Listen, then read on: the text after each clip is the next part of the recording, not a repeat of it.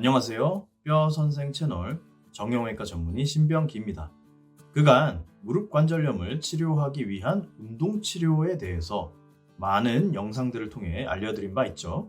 이번 시간은 그 운동 치료에 대해서 많은 환자분들께서 궁금해하시는 부분 짚어드릴까 합니다. 그건 바로 무릎 관절염 운동 치료, 유산소 운동이 더 중요할까? 근력 운동이 더 중요할까? 입니다. 더불어 운동은 일주일에 몇 번, 얼마 정도 기간 동안 해야 효과를 볼 수 있을지에 대해서도 알려드릴게요. 그간 제가 영상을 통해 강조드린 무릎 관절염 운동 치료는 크게 보면 두 가지로 나눌 수 있습니다.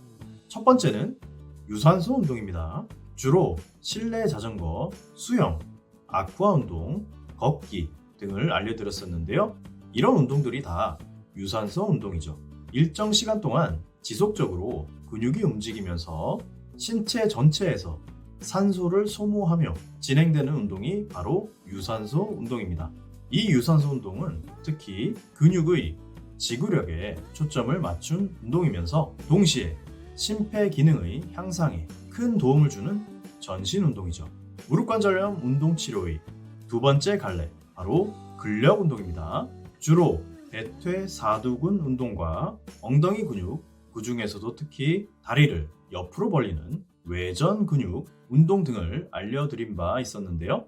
이 근력 운동의 경우 근육의 양적 발달에 매우 중요한 역할을 하며 순간적으로 근육이 낼 수 있는 최대한의 힘을 늘릴 수 있죠. 그렇다면 과연 유산소 운동과 근력 운동 중 뭐가 더 중요할까요? 이 궁금증을 해결해 보고자 최근에 발표된 여러 연구들을 정리해서 알려드리겠습니다. 먼저 2019년도에 발표된 이 연구를 한번 정리해 드릴게요. 이 연구에서는 무릎 관절염 운동 치료에 있어 통증을 줄이고 무릎 기능 향상에 가장 효과가 좋았던 운동은 유산소 운동이다 라고 하고 있어요. 근력 운동 역시 우수한 치료 효과가 있었으나 유산소 운동이 더 우수했다 라고 하네요. 이 연구에서는 특이한 점이 두 가지가 있는데요. 첫 번째, 일반적인 유산소 운동 말고도 그만큼 효과가 좋은 다른 운동을 짚어주고 있습니다. 그건 바로 마인드 바디 엑서사이즈라고 하는데요. 마인드 바디 엑서사이즈는 흔히 알고 계신 요가, 그리고 중화권에서 많이 즐기는 태극권 등의 심신을 단련하는 운동을 뜻합니다. 신기하죠? 그리고 두 번째 특이점, 이 연구에서는 근력 운동과 유산소 운동을 같이 병행하는 것은 오히려 효과가 떨어진다라고 하고 있어요. 유산소 운동이든 근력 운동이든 하나의 운동만 집중해서 하는 것보다 오히려 못하다라는 거죠. 그 이유는 연구진들도 정확히 알아내진 못했다고 하는데요. 그들이 예상하기론 여러 가지 운동을 병행해서 할 경우 각각의 운동을 체계적으로 그리고 효율적으로 하기 어렵기 때문이 아닐까라고 가정하고 있습니다. 물론 이 연구의 결과와 약간 상반되는 내용을 발표한 연구들도 있습니다.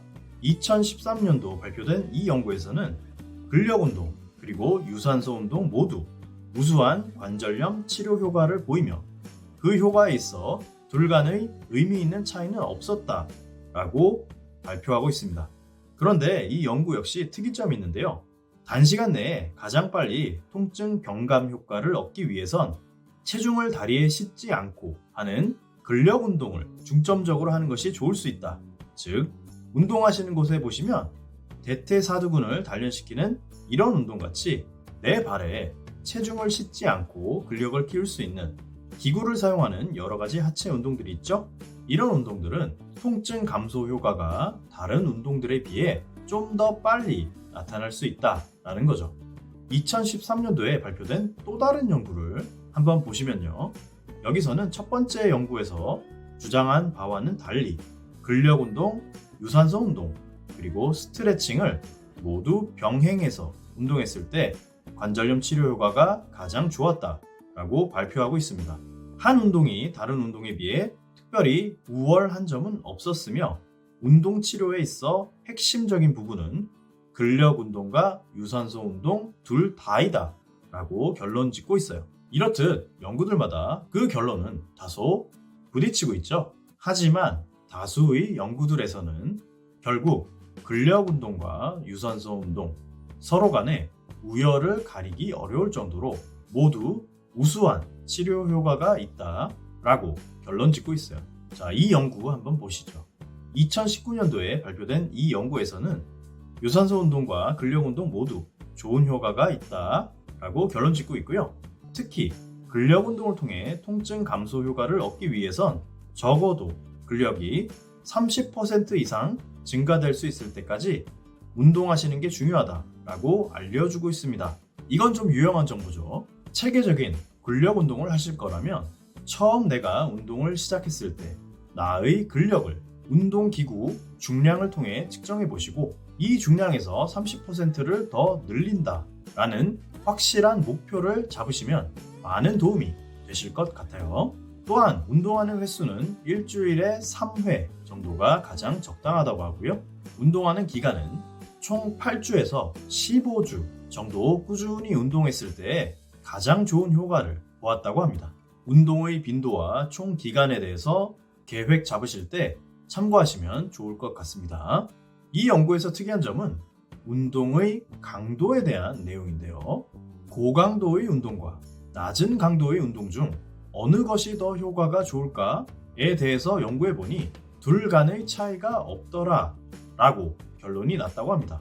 고강도의 운동이건 낮은 강도의 운동이건 본인에게 알맞게 꾸준히 하기만 한다면 관절염 치료의 효과를 얻을 수 있다는 겁니다. 자, 지금까지 무릎 관절염의 운동 치료에 대한 여러 연구들의 핵심 내용을 정리해서 설명드렸는데요. 이 연구에서는 이렇게 얘기하고 딴 연구에서는 또 다르게 이야기하고 헷갈리실 거예요. 그래서 도대체 뭐가 좋다는 거야? 이런 생각 드실 겁니다. 그래서 제가 마지막으로 핵심 내용을 종합해서 정리해드리고 이번 시간 마무리하겠습니다. 첫 번째, 유산소 운동과 근력 운동 둘 중 뭐가 더 좋은지에 대해서는 논란의 여지가 있지만 결국은 둘 다 충분히 우수한 치료 효과가 있다 라고 보시면 되겠습니다. 단시간 내에 가장 빨리 통증 경감 효과를 얻기 위해선 체중을 다리에 싣지 않고 하는 근력 운동 위주로 운동하시는 것이 좋을 수 있습니다. 두 번째, 유산소 운동, 근력 운동 적어도 둘 중 하나만이라도 체계적으로 꾸준히 운동할 경우 우수한 치료 효과를 기대해 볼 수 있습니다. 세 번째, 유산소 운동과 근력 운동을 병행해서 하는 운동 치료는 그 효과에 있어 연구마다 이견의 차이가 있지만 여러 운동을 일관된 스케줄로 인내심 있게 꾸준히 잘 수행할 수 있다면 좋은 효과를 기대해 볼 수 있겠습니다. 네 번째, 일주일에 3번, 총 8주 이상의 시간 동안 인내심 있게 꾸준히 운동하시는 것이 치료 효과를 보기 위해서 매우 중요합니다. 마지막 다섯 번째, 근력 운동을 통해 통증 감소 효과를 얻기 위해선 적어도 근력이 30% 이상 증가될 수 있을 때까지 꾸준히 운동하겠다라는 명확한 목표를 잡으시길 바랍니다. 자, 이제 좀 정리가 되실까요? 물론 앞으로 또 새로이 발표될 과학적 연구 결과들에 따라 더 도움이 될 만한 정보들이 나올 수 있을 겁니다. 기대해 보고요. 만약 여러분께 도움이 될 만한 의미 있는 연구 결과들이 있다면 차후에 또 다른 영상으로 소개해 드리는 시간 가져보겠습니다. 지금까지 뼈선생 채널, 저는 정형외과 전문의 신병기였습니다. 모두 건강하시고요. 감사합니다.